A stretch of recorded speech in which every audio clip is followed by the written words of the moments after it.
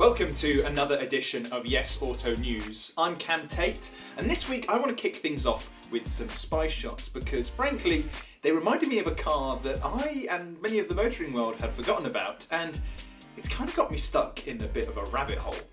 I'm talking about the Ferrari SF90 Stradale, which has just been spied in spider form for the very first time. Now, the pictures you see here show a development car covered in camouflage, but it's clear to see that this is the Spider version given all the bin liners wrapped around the hypercar's roof. So you can expect the car to have the same 4-litre twin-turbo hybrid V8 engine as the hardtop model, producing 986 brake horsepower and 800 Nm of torque, which is, frankly, ridiculous. And to put that into perspective, the £1 million LaFerrari developed around 950 brake horsepower from a hybrid 6.3-litre V12 engine, so the SF90 Stradale Spider should be no slouch. That all sounds perfect really, so why is this car causing me so much trouble? Well, to answer that, I'm going to need to show you Ferrari's current lineup, which is on my laptop over there. This is the Ferrari configurator, and as you can probably see, there are quite a few models to choose from, but the key ones to pick out here are the Ferrari Roma, the 812 Superfast, the F8 Tributo, the 488 Pista, the GTC4 Lusso, and the Portofino. What's remarkable about all of them though is how unremarkable they all are. The F8 Tributo is essentially a rebodied version of the 488 GTB, and the Roma is pretty much just a hardtop version of the Portofino. The 812 Superfast and GTC4 Lusso are far more Ferrari because they've got delightfully larger, naturally aspirated V12s in them. And yes, the 488 Pista is a track monster, but there's something missing. Something innovative. When I was growing up, Ferrari outshone everything in the supercar world. They looked beautiful, they sounded incredible, but crucially, they were class leaders in terms of technology and vehicle dynamics. And that all kicked off during the Schumacher Era when customers were wanting a taste of Formula One tech in their road cars. And Ferrari delivered in a big way. The Enzo was a masterpiece in combining Formula One technology with a glorious, naturally aspirated V12 to create the ultimate track weapon. This would trickle down to the F430 and later the gorgeous 458 so that the less rich person could still feel like Schumacher. It wasn't all about cramming F1 tech into road cars though. The LaFerrari was the company's first hybrid, using electric power to inject extra grunt into the engine to make it even more of an animal. It was a genius way of making the car kinder to the environment, while at the same time making customers feel as though they were driving the most ridiculously powerful machine Ferrari has ever made. But the marque seems to have lost its way a little bit. It no longer feels like it sets the benchmark for performance cars, rather it just slots into the mix. The current Ferrari range is devoid of benchmark cars. They just happen to be a bunch of powerful and, in some cases, quite good looking cars that are adorned with the prancing horse. You may be wondering how I've got to here, from starting off with the SF90 Stradale Spider spy shots. Try saying that 5 times very quickly, but anyway, bear with me, I'm getting there.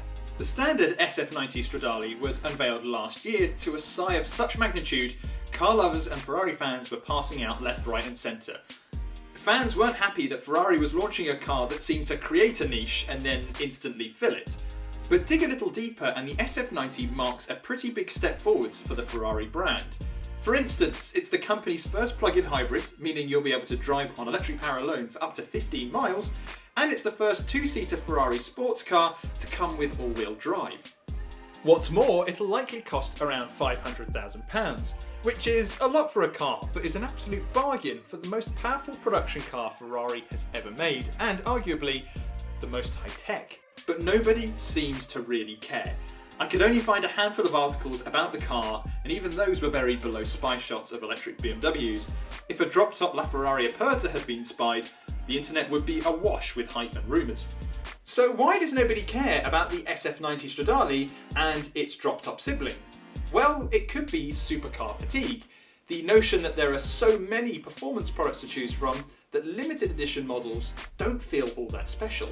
We covered that a few weeks ago with the McLaren Elva and how the company was lowering production numbers to ensure exclusivity, and because nobody was buying it.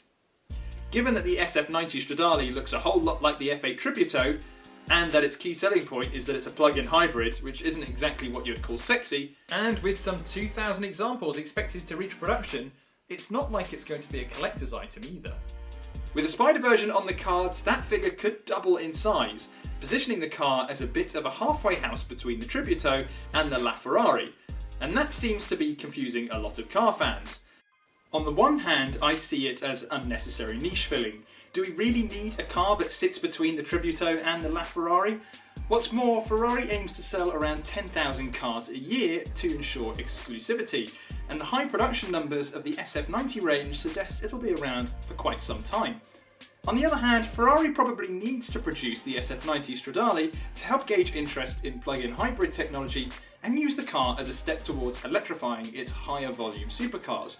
Hybrid technology is incredibly expensive, and we haven't seen any major car maker use the tech to boost the performance of their supercars, aside from the divisive Honda NSX. So perhaps we should be a little bit more excited about the SF90 Stradale and its drop-top sibling.